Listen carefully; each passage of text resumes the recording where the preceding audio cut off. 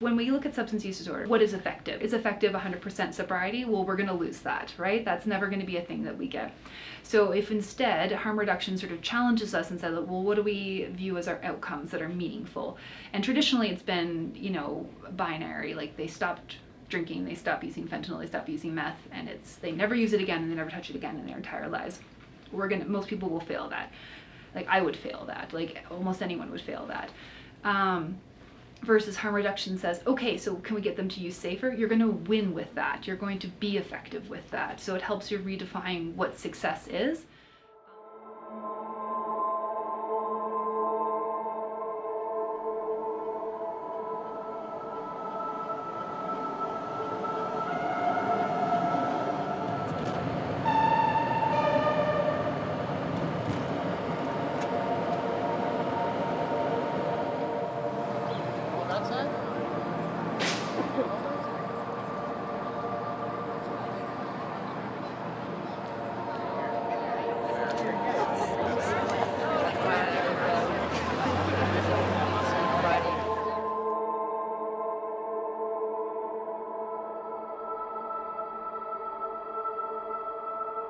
See everybody!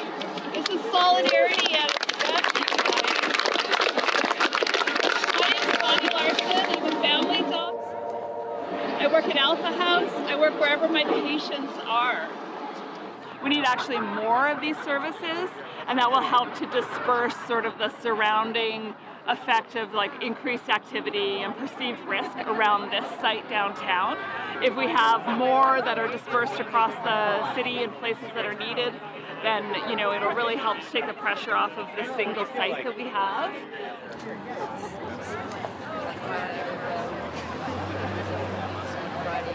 Really, we're hoping that they're going to maintain and expand the supervised consumption services and all harm reduction services that we have in Calgary, but the fear is very much that it looks like they're going to go in the opposite direction. Unfortunately, that's going to cost lives of Albertans. My name is Kim Porter, and this is my son Neil Ballmer. I'm here foremost in support of those lives that have been lost to the crisis, because I believe that this is a crisis of humanity, and I think we've lost our way.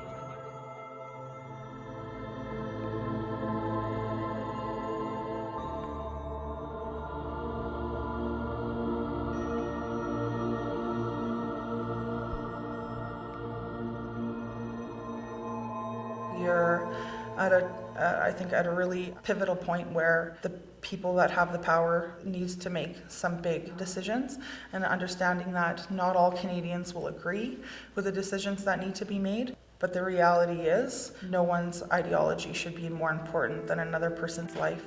It's really frustrating to understand the process of addiction and see how that affects people's lives and see how it really, really, really is not a choice. And then to just have people just rip hard. And like nobody else in society do we get to rip on as hard as we do people with addictions and get away with it. I was a mother. I was married and had two children. I was, at that time, probably a soccer coach, a fundraiser. I was waitressing, happy, a singer. I played guitar. I taught myself guitar. So, but I had some stuff going on. There were some underlying issues within my marriage, and I guess I didn't realize that I was heading for a trail of addiction. My marriage started to break down. And I wanted to fix everybody. I wanted to be that person that was there for everybody else, but I wasn't there for myself. I didn't know how to fix me.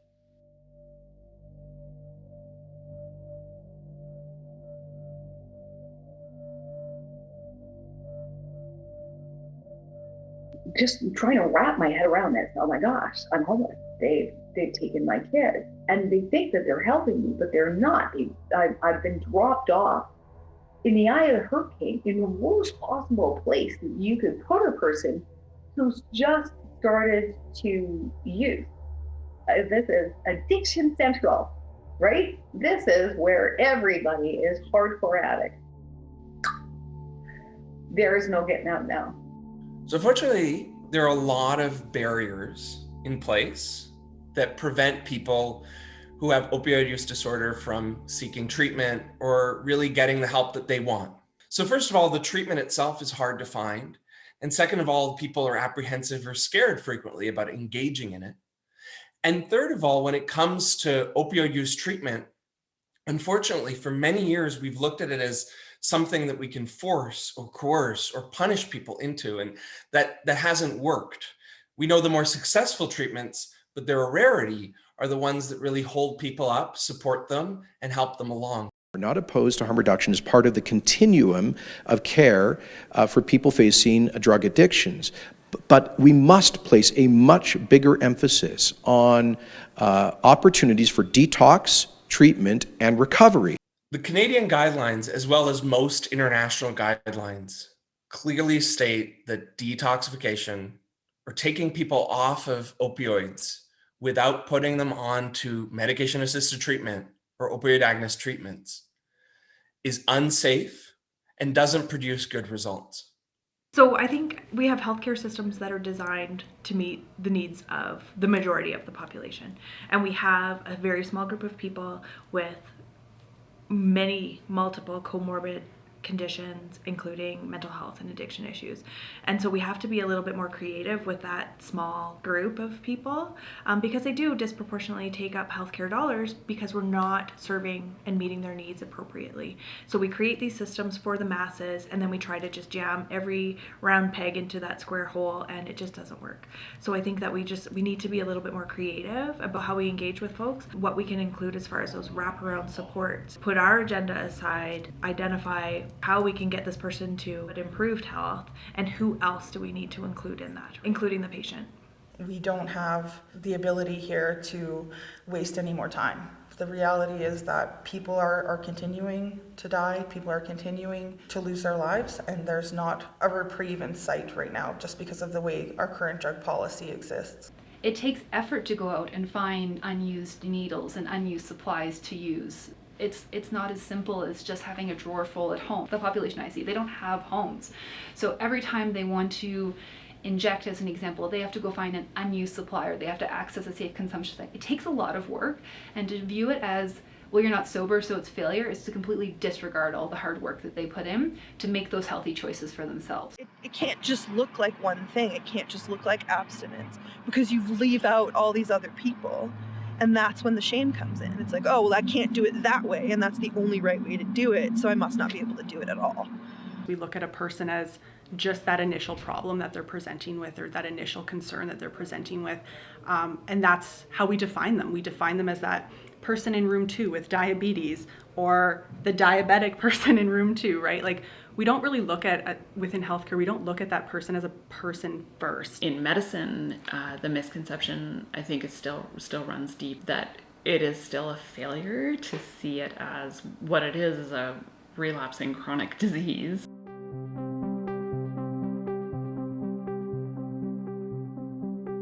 So on the far left-hand side, you would have methadone into Suboxone. And then you get into specialized treatments like Cadian. Now we have Sublocade, which is an injectable Suboxone. And then as you move from left to right, the treatments get more intense. And I'm probably on the furthest right-hand side of that spectrum of care, from left to right, would be something like IO.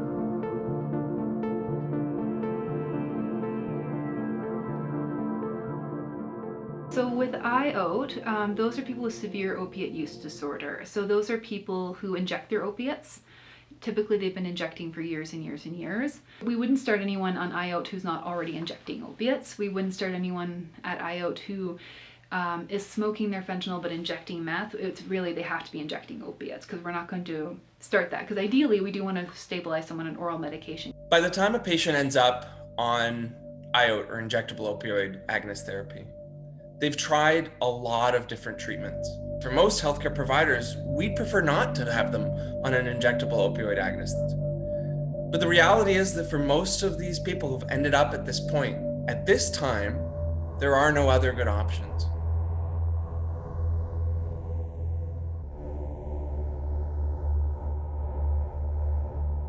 Once the clients find out that the program won't be offered anymore, you just lose them back to their prior patterns of where they came from before the program. And that's back to the streets and homelessness and back to the toxic supply, improbable increases in overdose.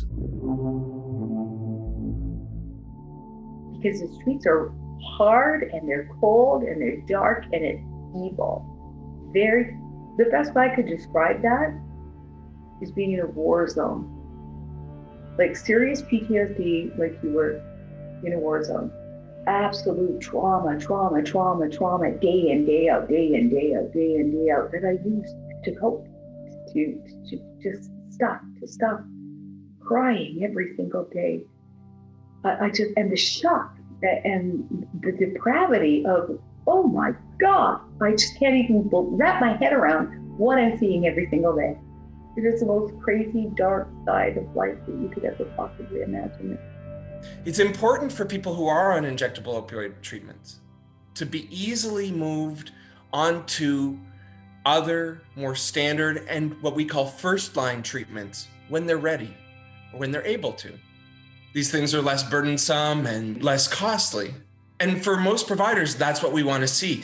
But the reality is that trying to force them out of an IOP program too quickly is just going to result in death, overdose, and suffering. We don't believe that the government giving people who are coping with addictions free drugs is a solution to the problem of drug addiction. They want to move away from a harm reduction model to a more of a treatment-based model, and I can't really think of a better treatment than this. Medications, peer support, housing, 100%. We need more housing. There's no ifs, ands, or buts about that. I can't think of a better, perhaps, treatment than to introduce a medical structure with attached programs, with various supports, with a clean supply. What we want to make sure is that the healthcare system and all the tax dollars that are invested in it are used the best they can. Not only does it mean that applying a full spectrum of medication-assisted treatment or all the different options of opioid agonist treatment, all the way to injectable opioid agonist treatment or IO should be available. But it also means using the right treatment for the right person at the right time. Using the wrong treatment on the wrong person not only doesn't work, it wastes money. The person doesn't get better, and the treatment itself and the time and money you've put into it goes away. So pairing people with what they need at the time they need it is crucial, not only to save lives, improve health, but really to make sure that the healthcare system works efficiently and saves taxpayer dollars as much as it can. I think the stressors that come, for me, the majority of them come from mainstream folks who may not understand harm reduction and may see it as enabling or being okay, let's everybody have a free-for-all, and that's not the reality. The reality is we know that an 11-cent needle can prevent a case of HIV that might end up costing the healthcare system $1.3 million. The hardest part of my job is people who don't get it. It's the stigma that's in society because it's so frustrating. And we deliberately shame and stigmatize people. It's cultural. It's what we do in this society if they use drugs. And no matter how they got there, it's like decontextualized completely. What if recovery for someone looks like, I got on methadone, I no longer sell drugs, I have a place to live, I'm eating? What if that's recovery for them? I've seen people stabilized. Long-term homelessness, people are housed. We see people that are stable. They have a stable floor under them. Don't give up. Don't ever give up. You're worth it. Your life can change. I know this. Why do I know this? Because I had absolutely no idea how good life could be until I started to work on me. Maybe this change is small and maybe that's okay. And maybe that looks like, calling her mom. You know what I mean? It can be the littlest thing that really means something big to someone. So I'm always going off of what do you want? and they go to get help, and nobody will help them, and they get treated very, very badly. And that teaches people, because we're human beings and we're conditionable, and that we don't somehow deserve that help. When you layer that on potentially trauma from people's lives, it is this vicious circle that happens where then people feel like they're not worthy of that help because they're treated poorly, and they're going back to hide. And that causes people to die in the era of a contaminated drug supply. Every single person that's out there is somebody's mother, brother, sister, cousin, aunt, uncle. There's somebody. Yeah, there's a personal cost.